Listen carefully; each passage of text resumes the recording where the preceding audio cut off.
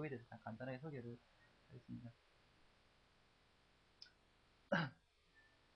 여기 보면은 이제 클래스 설계를 할 때 어떤 클래스에 어떤 리스폰시빌리티를 줄 것인가에 따라서 이제 정의를 하는 거고요. 요거는 조금 이제 로 레벨의 이제 패턴이라고 볼 수 있습니다. 이것도 뭐 설계 원칙이기 때문에 이것도 디자인 패턴이라고 볼 수 있는데 조금 단순한 부분이고요. 지금 현재 갱4의 디자인 패턴은 이제 좀 더 전형적이고 좀 더 일반화된 패턴이지만 조금 이거는 단순하게 클래스 설계를 할 때 어떻게 할 거냐 그게 해당하는 원칙이기 때문에 얘기를 하겠습니다. 이거는 이제 그 크레이그 레만이라는 사람의 책에서 이제 나오는 원칙이고요. 이 사람도 이제 패턴이라고 부르는데 이 패턴은 General Responsibility Assignment Software 패턴이라고 일반적으로 책임을 어떻게 할당할 것인가 하는 데 대해서 어떤 객체에게 할당할 것인가에 대한 패턴을 얘기합니다. 여기 보면은 뭐 요 패턴이 한 9가지 정도 나오고요. 요거에 짧게 훑어보도록 하겠습니다.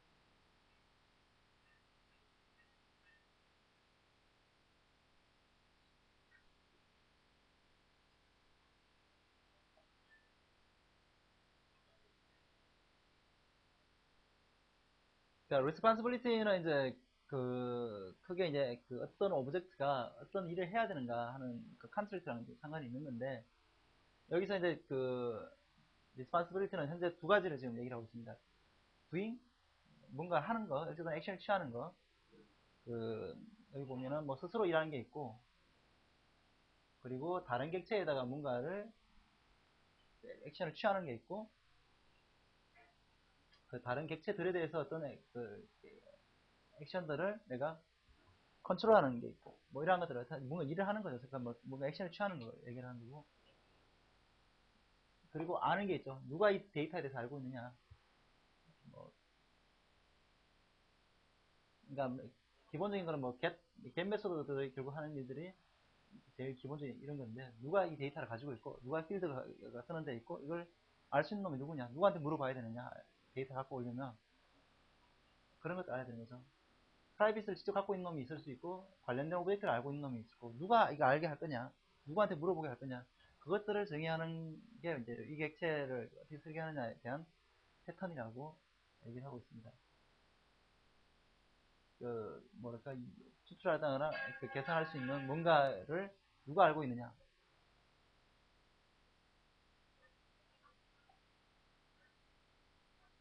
네.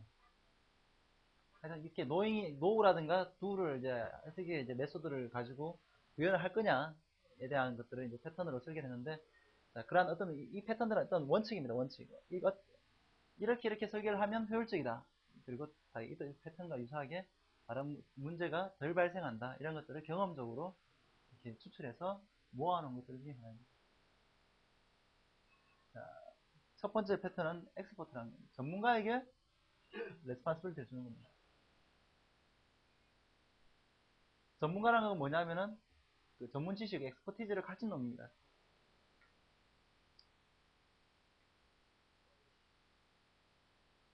이게 뭔 말일까? 실제로 데이터를 갖고 있는 놈이 아마 제일 전문가일 것 같고, 그 관련된 일을 가장 잘하는 놈이 당연히 잘하겠죠. 당연히 하이 코이전의 경우에 데이터랑 메소드가 당연히 그 데이터를 가진 놈이 메소드를 갖고 있어야 될 거고, 그죠? 그것은 이제 분리하는 것은 하이 코이전이 깨지는 거잖아요. 그죠? 응집도 데이터는 A가 갖고 있는데 일은 B가 한다. 그 데이터에서 가공하는 건 B가 한다. 그런 것들은 일반적으로 좋은 패턴이 아니라는 거죠.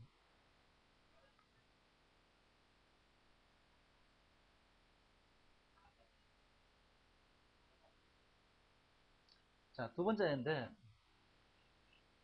크리에이터 패턴입니다. 크리에이터 패턴은 누가 객체를 만드느냐, 인스탄시에이트를 누가 하냐는 거죠. U, A 이걸 누가 하냐는 거죠. 자, 그런데 어떤 경우에 B가 A의 크리에이터가 되느냐, 각각의 케이스를 보면은 B가 A 객체들의 애글게이츠다. 그러니까 만약에 컬렉션 클래스가 생각하면 컬렉션 객체가 당연히 자기가 가지고 있는 엘리먼트에 대해서 내부적으로 유를 하겠죠. 그것은 내부에 보일 필요도 없는 거잖아요. 뭐 그런 식으로 생각을 하면 될 것 같아요. 아까 전에도 A랑 B랑 관계가 A의 멤버 필드로 B가 가지고 있다. 그러면 B를 누가 크리에이트 할 것이냐? 크리에이트 가지고 set B를 해야 되잖아요. 이것은 A가 하는 게 가장 효율적일 수 있다는 거죠.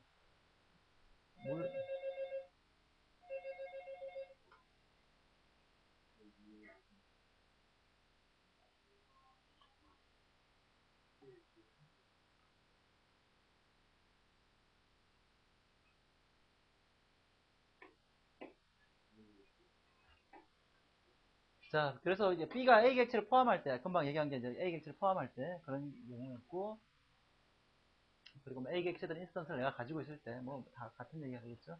그리고 그 아주 타이틀리하게 커플되어 있을 때, 뭐 이런 경우가 있을 때고, 그리고 그 A를 생성할 그 초기 데이터를 갖고 있을 때, 그러니까 컨스트럭트에 넘겨줄 아규먼트를 누가 가지고 있을 때, 그런 경우에는 이 경우는 이제 B가 A를 만드는 데 대해서는 앞에서 얘기했던 엑스포트라고 볼 수 있잖아요.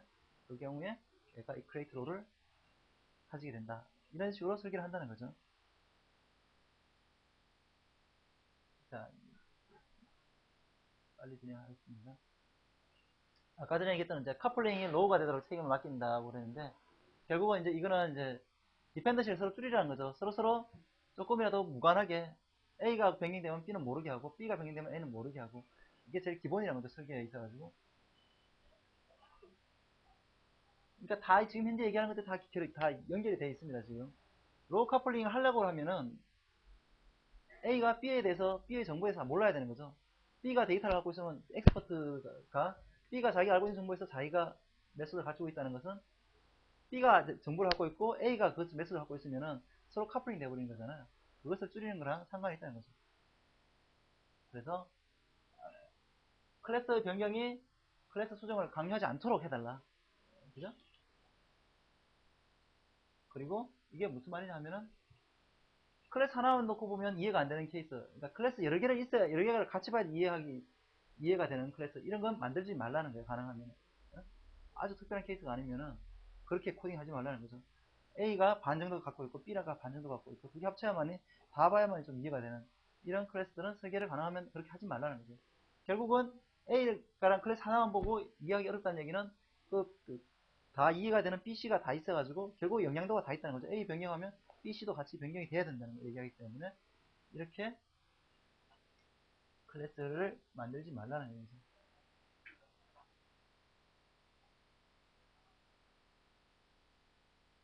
자, 계속 똑같은 얘기가 계속 나오는데 하이 커이전이라는 거죠. 하나의 클래스 안에는 서로 다른 기능들을 가진 여러 가지 일들을 산만하게 섞어놓지 말라는 거죠. 자기 역할, 어떤 역할을 하는지 정확하게 디파인하고 그게 맞는 기능들 중심으로 그 클래스 설계하라는 뜻입니다. 그래서 지나치게 많은 일을 하지 않도록 그리고 관련 없는 일을 하지 않도록 이렇게 설계를 하라는 얘기입니다. 그래서 그렇게 해야만이 이해하기가 쉽고 재생하기가 쉽고 유지하기가 쉬운 거죠. 그리고 서로 다른 일들을 하지 않기 때문에 아무래도 그 관련된 부분에 대해서만 처리할 수 있으니까 변화에 의한 영향이 줄어들게 됩니다. 이게 바로 하이 커이전이라는 거죠.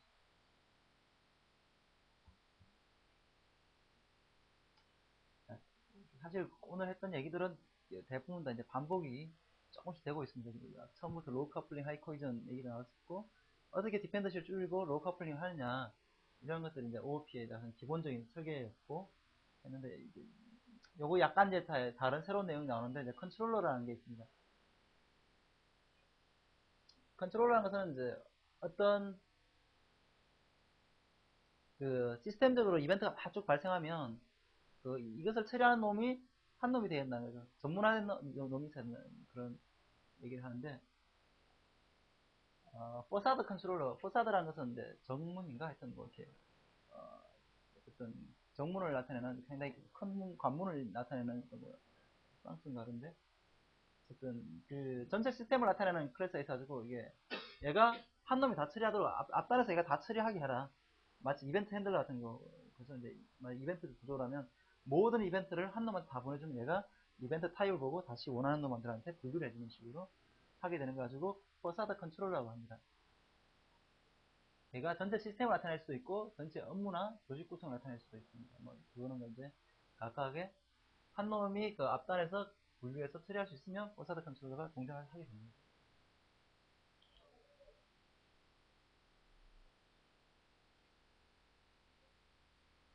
그리고 뭐 어떤 특정한 롤을 나타내는 것, 이것을 이제 특정한 컨트롤러에게 다 넘겨준다. 이게 롤 컨트롤러라고 볼 수 있는 거고요. 그리고 이건 조금 다른 얘기인데 어떤 핸들러다 뭐 이렇게 돼 있을 때는 특정한 이벤트의 핸들러한테 다 넘겨주는 뭐 앞에 컨트롤러가 있다는 거죠. 컨트롤러라는 것은 특징적인 것은 이것은 아티피셜한 존재라는 거죠. 실제 리얼 월드에는 존재하지 않는 클래스라는 거죠. 그죠? 그러니까 이런 것들이 있음으로써 그 여러 가지로 구조화가 된다는 거죠.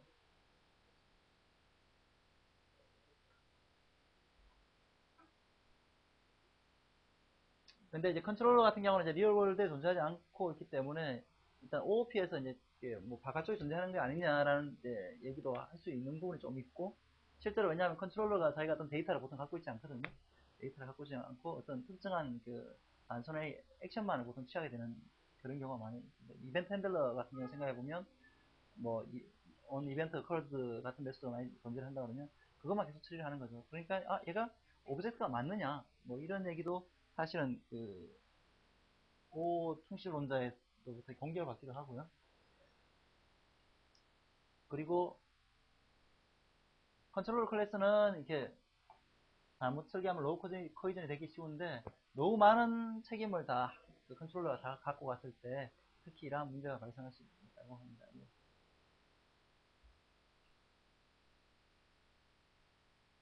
그리고 롤 컨트롤러 같은 경우도 그 롤을 전담하는 그 모든 롤을 일단 특정 컨트롤을 넘기는 것도 가능하면 설계를 회피해야 되고 실제로는 그 롤을 하는 그롤 자체에게 일을 맡기는 것이 좀 더 OO에게 맞는 거다라고 얘기를 하고 있습니다.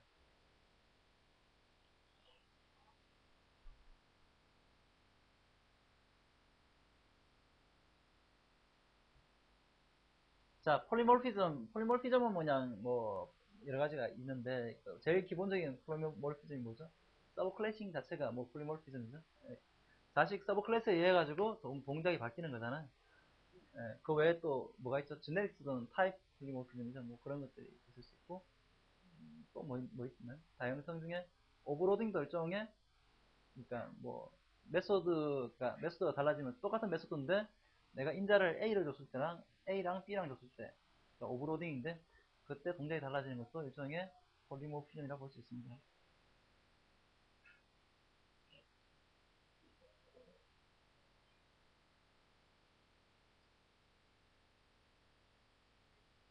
네, 이건 뭐, 폴리모피즘을 활용하라는 정도로 이해하면 될 것 같고. 자, pure fabrication은,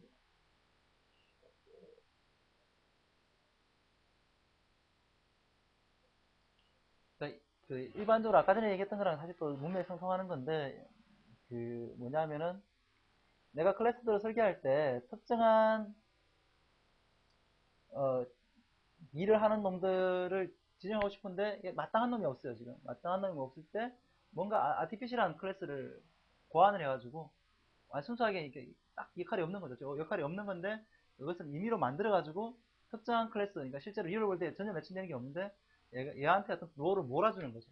뭐 그런 식으로 설계를 해가지고 하이 코이전과 로우 커플링 그리고 리유즈를 보장하고 싶다. 이럴 때 사용하는 게 바로 피어 패브리케이션이라는 거고,